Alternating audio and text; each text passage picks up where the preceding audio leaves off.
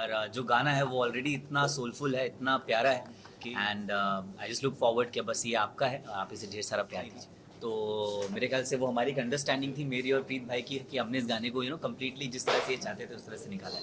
I think मैं अभी तक कहीं गया ही नहीं था जो मैं कम बैक करूँ, अभी तो मैं शुरू ही कर रहा हूँ और मैं चाहूँगा कि मेरी जर्नी ऐसी चलती रहे ताकि मुझे ज़्यादा वेट करके वापस कम बैक ना करना पड़े। तो इसके लिए हमारे लिए वो चैलेंजिंग था, but at the same time team बहुत अच्छी थी, तो इसके लिए हमें बहुत अच्छा लगा वो शो।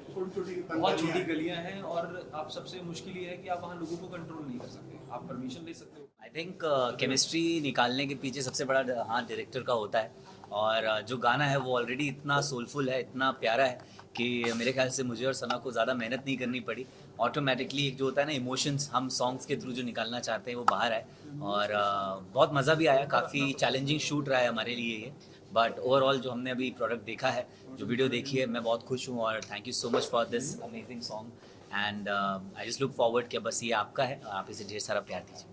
कितनी वर्कशॉप या जब आपने गाने के बारे में बताया गया कितना वर्कशॉप हुआ आपको वगैरह पड़ा? मेरे ख्याल से मेहनत सारी जो है मैं कहूँगा डायरेक्टर है और जो प्रोडक्शन है उनकी वर्कशॉप ज़्यादा हुई, बिकॉज जिस तरह से गाने को किया गया है, जिन लोकेशंस पे हमने जा के गाने की शूट की है दिल्ली में, वो थोड़ी चैलेंजिंग थी।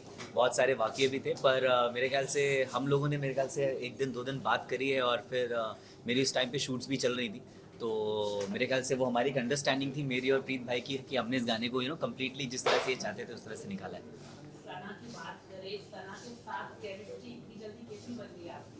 सी it's also up to the artist. I think she is an amazing artist. उन्होंने बहुत अच्छे से होता है कंफर्ट लेवल, वो मेरे साथ भी कंफर्टेबल थी और मैं उनके साथ भी कंफर्टेबल था। तो कहीं ना कहीं एज एन एक्टर्स हम लोगों ने इस चीज़ को पुल ऑफ करने में हमारे लिए थोड़ी आसानी हो गई और बहुत अच्छा भी लगा उनके साथ काम करके। आई think she is very humble and sweet.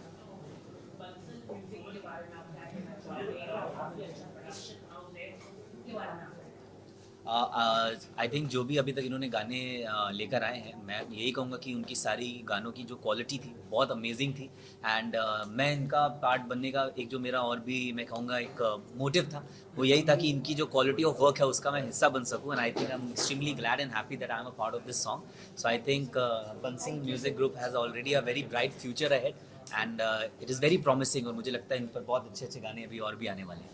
आप क्या कहना चाहोगे? काफी बेहतरीन सॉन्ग है, अभिषेक को लेना सना को लेना, ये दो बने इस तरह से मतलब आपने कुछ सोचा था कि ये दो एक्टर होने चाहिए क्या कुछ? अगर आप हाँ एक्चुअली ना जब प्रीत ने और साजिद ने बताया कि अभिषेक को लेना है तो एक्चुअली मैं तो लंदन रहती थी, इतना मुझे पता नहीं है लोगों के बारे में। जब मैंने सर्च किया मैंने कहा मैं अभिषेक के लिए सर्च नहीं करना पड़ा क्योंकि अभिषेक को मैं जानती थी, लेकिन मुझे सना के लिए सर्च करना पड़ा कि कौन है, क्योंकि मैं इंस्टा में हूँ नहीं।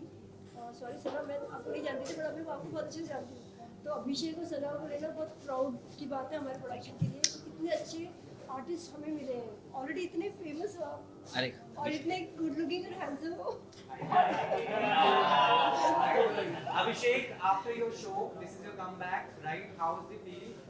पूरा जो जनता मिस कर रही थी अभिषेक को एक्टिंग करते हुए या उनकी अलग अंदाज को, how is that butterfly जो having in his stomach for now? I think मैं अभी तक कहीं गया ही नहीं था जो मैं कम बैक करूँ, अभी तो मैं शुरू ही कर रहा हूँ और लास्ट शो मेरा अभी कुछ दिन पहले ख़त्म हुआ और उसके बाद मेरे ख्याल से ये हमने आई थिंक इसकी आधी शूटिंग शो के पहले की थी और इसकी आधी शूटिंग शो के बाद की थी।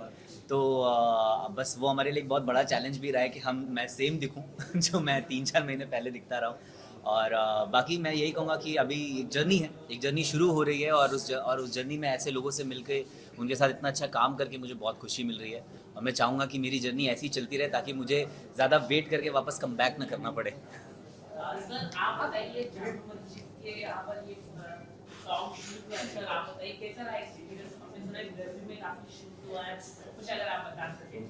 एक्चुअली जब हम ये शूट करने का प्लान कर रहे थे तो हमारा था कि हमें वैसा थोड़ा रस्टिक लुक चाहिए था जो दिल्ली की गलियों में, दिल्ली 6 की गलियों में आपको जनरली मिलता है।